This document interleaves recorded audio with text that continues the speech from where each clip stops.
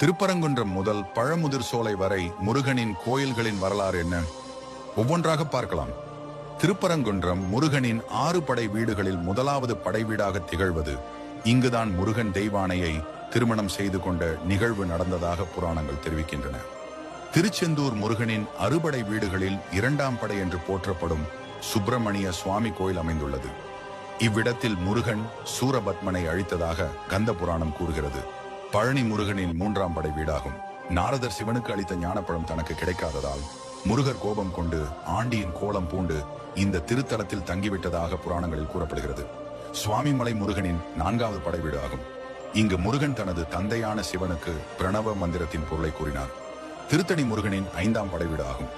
இவ்விடத்தின் மலையின் வள்ளியை முருகன் திருமணம் செய்து கொண்ட தலமாகும். பழமுதிர் சோலை முருகனின் 6ஆம் படை வீடாகும்.